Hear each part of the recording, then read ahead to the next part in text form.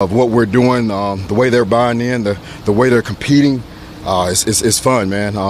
Both sides of the ball. It's just not looking at defense, both sides of the ball. Everybody out there is just really going after each other, and that's what it's supposed to be. That's the only way we're going to get better. What are your early impressions on Emmanuel Forbes so far? What have you seen from him? I've seen a young man that is every day getting better, getting used to my hard coaching.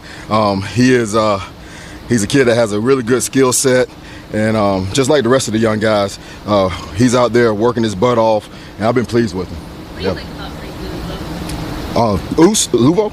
Oh man, everything. What's not to like about him? He is the heartbeat of what competitive, hard-nosed defensive football is about.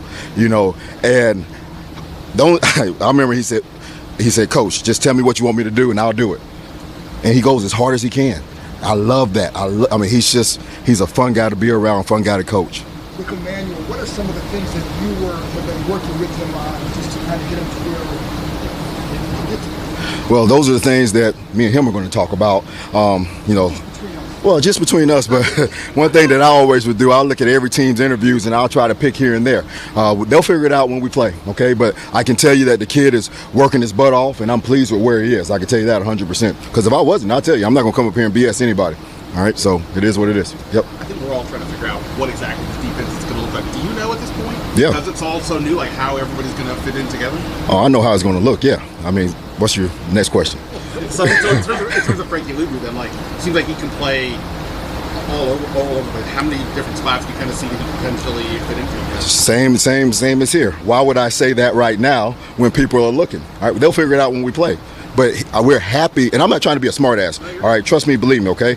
But the advantage that we have right now is people don't know, okay? And we're going to keep that advantage until they figure it out. So I'm not going to say, I'm not trying to dodge anybody's question, all right? I'm answering it the best way I can, but we have good players, and we're going to put them in position to help us win.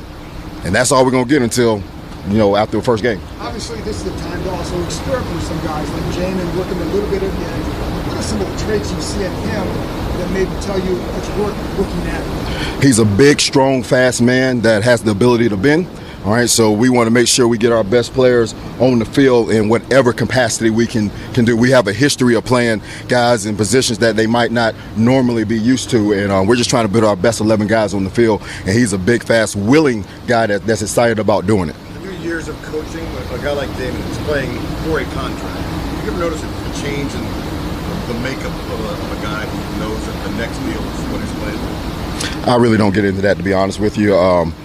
If you get comfortable or if you change because of a contract or not, shame on you.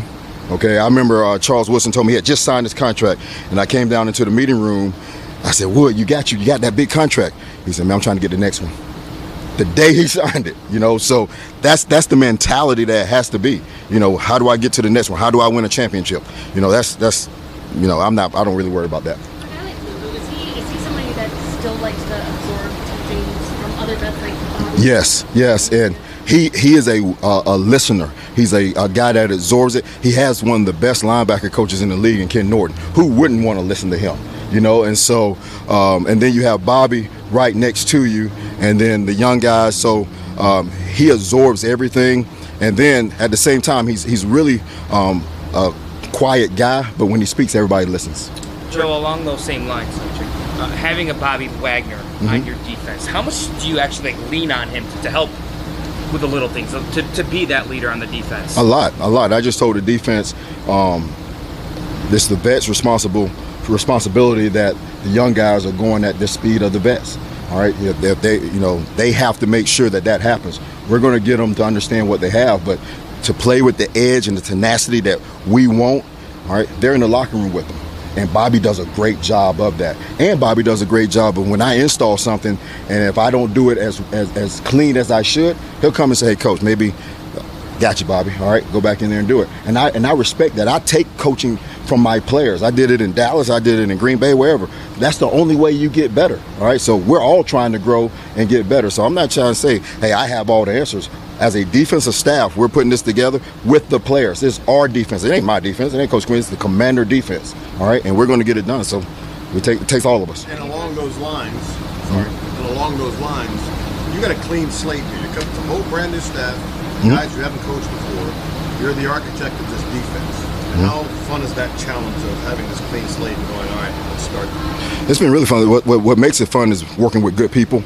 The defensive staff, I don't think I've seen enough written about those guys. Jason Simmons, Tommy Donatel, already talked about Ken Tapp. Man, we come to work every day and we compete, we have fun, and then we get the opportunity to coach a group of young men that are willing and wanting to show that we can play high-level defense. And so when you have that with the people that you work alongside with and the people that you coach, man, it's fun to come to work every day. Where else would you want to be? What do you like about Jeremy's him so far? What sort of aspects of his game you take advantage of? You know, once again, Jeremy, I said big, fast, strong with Jamin. Jeremy's the same thing. He's a really intelligent man as well. He can control the back end. He can make the calls. He can help the safety next to him.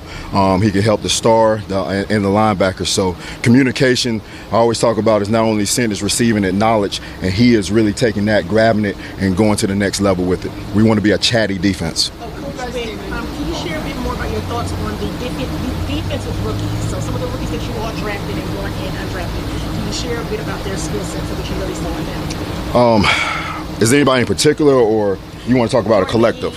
All right, Jordan McGee.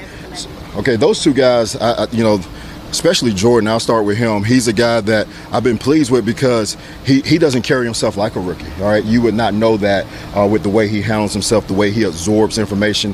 He doesn't have a lot of mistakes. Hampton, we've put him in some difficult positions, to be honest with you, and he's answering the challenge. Those guys that I want to see, can they go in there and play along with Bobby and Oos and Jonathan Allen and Payne and those guys? So those two guys, we have put a lot on, and they're answering the bell as right now.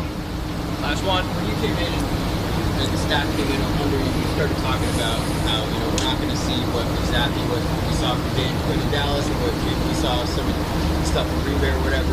As you see some of the players come in here, how exciting is it to kind of see this defense take shape and as you plug some of these guys in and the defense you guys want to build here that you talked about different from everywhere else? I mean, just how excited have been to see that? No, it's fun. This is the players' games, okay? And you're going to hear me talking about feed the studs, and we're going to design our defense. We're designing our defense around the players that we have.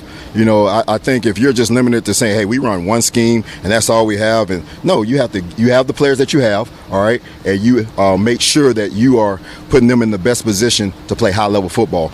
And we have really good players. And I'm excited every day to come in here and figure out what's the best way to use them. And one thing I want to say as well, we don't have 11 starters, okay? You're going to put this down, so don't ask me who's starting here. We have 17 to 18 guys. We're going to go out there. We're going to roll a deep crew and to go out there and whip people, okay? So we don't have 11 guys. We have many personnel groups, and now can they own those positions when we put them in there? So when that comes, don't ask me about who's starting, please.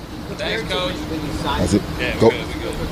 Last one. When you sign these guys, and you've seen some of them OTA saying 17, 18 stars, have you been, even more impressed with these guys seeing what they've done at OTAs from where you were when you guys brought them in? What I've really been impressed with is with the buy-in that they've had, all right, because it's not, you have to be selfless at some point to say, all right, there's not going to be 11. There's going to be times I come off the field for the betterment of the defense, for the betterment of the team. And there's nobody that's balked at that at all. Everybody's in. Everybody's all in. And the meetings are so fun. They're so energetic because these guys every day are just trying to get better and trying to do it the right way. And as long as we do that, we're going to have a hell of a chance. All right, thank you, guys. Y'all have a good one.